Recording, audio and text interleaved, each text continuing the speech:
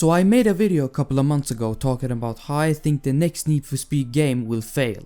And I got a lot of mixed opinions, which I do understand. One of the complaints was that I did not seem hopeful or positive in general about the next game. So I thought, why not make a video talking about how I think Need for Speed 2021 will be a good game. Need for Speed has since more than 10 years been good and average at best, with Hot Pursuit being the highest rated game in the last decade. And that has brought a lot of frustration in the community, since we're used to games like Underground 1, 2, Most Wanted and so on. So of course things turned south with games like Most Wanted 2012, which was not a Need for Speed game. But there are things that might have been overlooked that show us the bright future for Need for Speed. And the first thing would probably be Need for Speed Most Wanted 2012. What is probably your reaction, but hear me out on this one. This game was not supposed to be the game that we have today, but it was from the beginning designed to have the original Most Wanted feel, with good handling, customization, and an actual sequel to Carbon. And the story that this game would have gotten was supposed to have characters such as Mia. This is something I completely looked over last time, and is a crucial piece of history to show us that Criterion was actually trying to make a great game like Black Box used to do.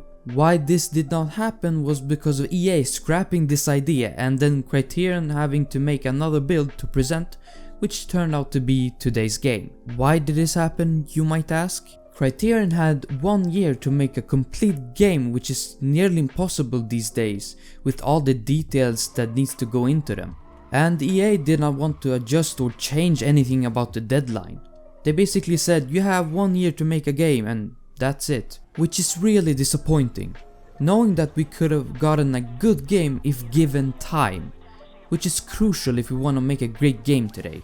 And this can also be linked with my other videos where I talked about Need for Speed 2021, which you should check out if you haven't done so. And if you're interested in knowing about the next Need for Speed games and even some gameplay of all the Need for Speed games, subscribe and like this video if you're enjoying it so far. If we take a look at the alpha gameplay that was leaked a couple of months ago, we can see that the two pieces of recordings were in about the same stage in time. But there is a big difference when it comes to the type of game they were trying to present. The Need for Speed 2021 gameplay is more focused on jumps and drifting around corners as it seems, which is not the type of game most people want, to be honest. And the 2012 Most Wanted is taking more of a serious route and following a lot of the older 2005 Most Wanted's core. And if I got to choose, I'd rather have the 2012 Most Wanted build. But let's not forget that it got cancelled, while we actually don't know much about Need for Speed 2021 at all. So what does this mean exactly? Well, the games can change drastically from the builds as we saw with Most Wanted, so it's pretty much safe to say that Criterion might take the street racing scene instead of the burnout-ish Most Wanted route. And that is because of the number of sales the last couple of Need for Speed games have made, with street racing being in its core. But the execution was awful, unfortunately. Need for Speed Hot Pursuit Remastered sales were awful as well, which is another reason to change. Also, Criterion as a studio has 2 years instead of 1, which is of course an improvement from last time making a Need for Speed game. So I'm hoping that they can make more careful and better decisions because of this. Criterion Games has changed a lot since 2012, which was the last time they actually developed a full game. A lot of people came and went, and almost everyone I would say is not a part of the 2012 Criterion games. But let's not forget the positive things that Criterion brought to Need for Speed. If we take a look at the multiplayer that they made for Need for Speed Most Wanted 2012, it was actually pretty good. A lot of the events are varied and is in my opinion the perfectly balanced multiplayer for that game.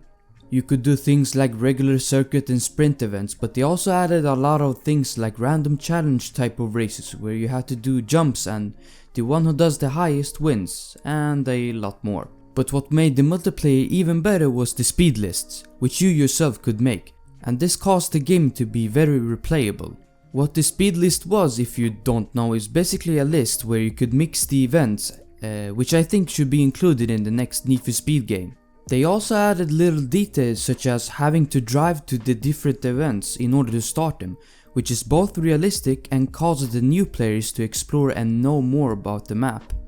Criterion really knows how to make a game fun. This we cannot take away from them.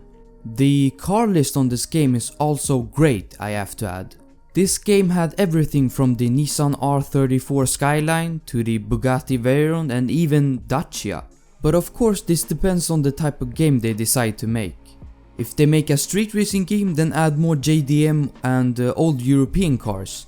And if they make a fast speed game, then add more supercars.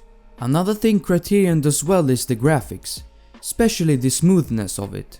If you look at the Star Wars Battlefront mission that they made, you will see how smooth and good everything looks, which cannot be said about the games Ghost developed. And I hope this can be the same with the next Need for Speed.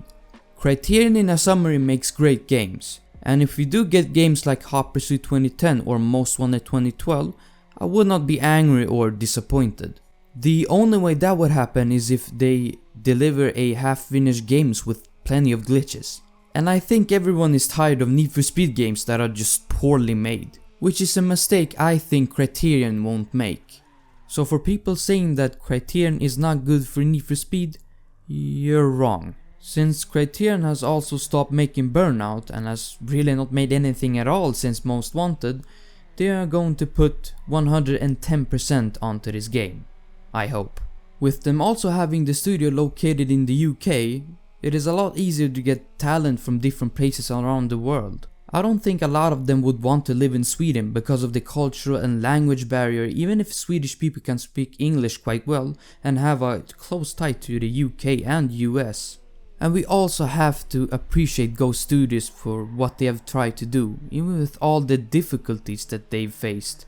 The fact is that we would not have been in this situation where the street racing type of games would have been as highly requested as now. They could have easily made a simpler game but chose to do what the community wanted, which we need to appreciate. This has been forgotten by many fans, so I thought I'd bring it up. It's not easy to make a game from scratch with an indie game size studio. There is probably more to say about this topic, but I think I got the most important aspects of it out of the way. So that is it for me today. I hope you enjoyed this video. Don't forget to leave a like, subscribe if you're new, and I'll see you in the next video.